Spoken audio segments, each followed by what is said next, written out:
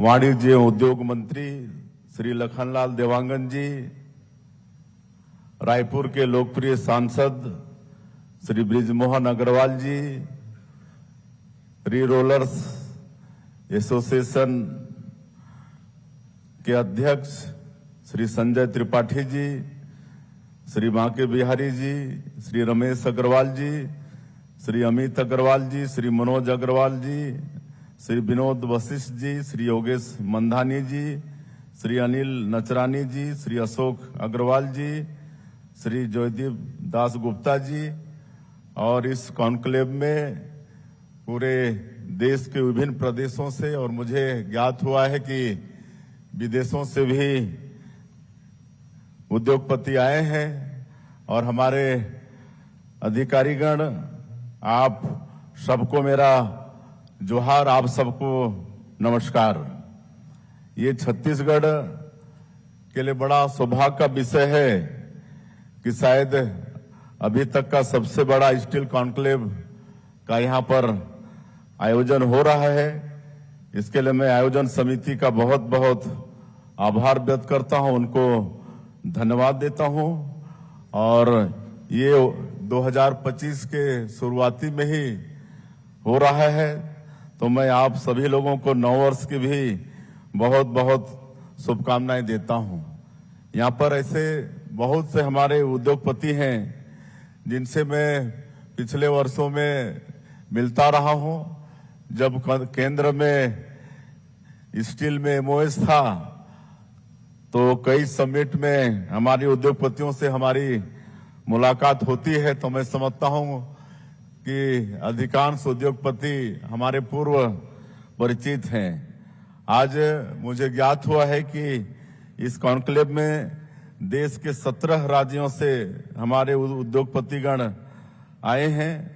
और इस कॉन्क्लेव में निश्चित रूप से 2 दिन आप सब लोग यहाँ पर विचार मंथन करने वाले हैं। और मुझे पूरा विश्वास है कि ये जो 2 दिनों में आप सब लोग स्टील के सेक्टर में जो चर्चा करेंगे, निश्चित रूप से उससे छत्तीसगढ़ और देश के स्टील जगत को एक नई दिशा मिलेगी, ऐसा मैं विश्वास करता हूं। छत्तीसगढ़ अपनी स्थापना का रजत जयंती वर्ष मना रहा है। हम विकसित छत्तीसगढ़ की ओर कदम बढ़ा रहे हैं। विकसित छत्तीसगढ़ के निर्माण के लिए हम स्टील जैसी इच्छा शक्ति से काम कर रहे हैं।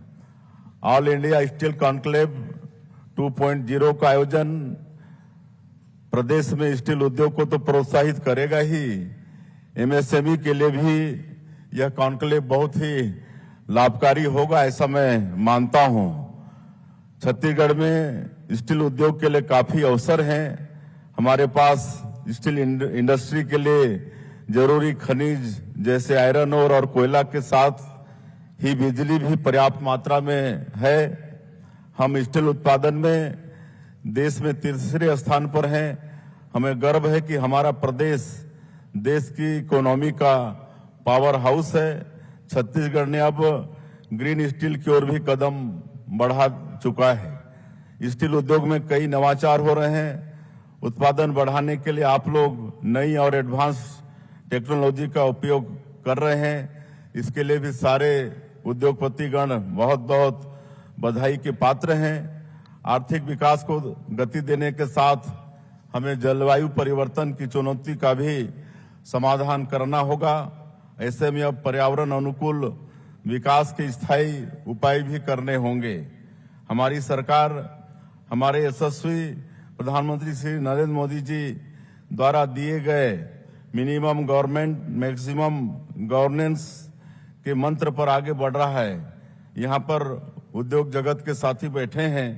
आपके सुझाव और चर्चा के बाद हमने नई औद्योगिक नीति लागू की है।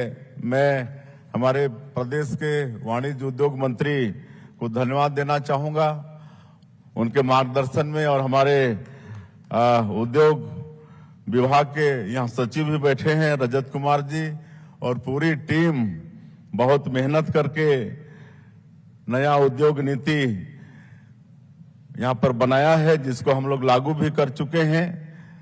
और नए उद्योग नीति के विषय में हमारे उद्योग मंत्री विस्तार से बता भी चुके हैं और मुझे ऐसा लगता है कि ये 2 दिनों के चर्चा में आप लोग उस पर फिर चर्चा करेंगे और जो अन्य प्रदेशों से भी आए हैं और विदेशों से भी आए हैं उनको भी हमारे प्रदेश की नई उद्योग नीति की जानकारी होगी। हम लोग नई उद्योग नीति के जरिए अपने प्रदेश में 5 लाख नए रोजगार सृजन का लक्ष्य रखे हैं। ये सब आप लोगों के सहयोग से ही पूरा हो सकेगा। हम आपको हर सुविधाएं प्रदान करेंगे जो उद्योग जगत और प्रदेश की तरक्की में सहायक होगी। मैं एक समर्थन आप लोगों से जरूर चाहूंगा। प्रदेश के हर उद्यमी को छत्तीसगढ़ की विकास यात्रा का ब्रांड एम्बेसडर बनना होगा। कुछ दिन पहले मैं दिल्ली गया था, वहां उद्योग जगत के प्रतिनिधियों से चर्चा हुई। देश भर के उद्योग जगत के लोग छत्तीसगढ़ की इस विकास यात्रा में भागीदार होना चाहते हैं। छत्तीसगढ़ में अवसर के कई द्वार अभी और खुलने वाले हैं।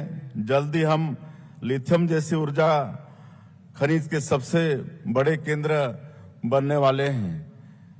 2030 में माननीय प्रधानमंत्री श्री नरेंद्र मोदी जी ने 300 मिलियन टन स्टील उत्पादन का लक्ष्य रखा है। इसमें हमारे प्रदेश की बहुत बड़ी भूमिका होने वाली है।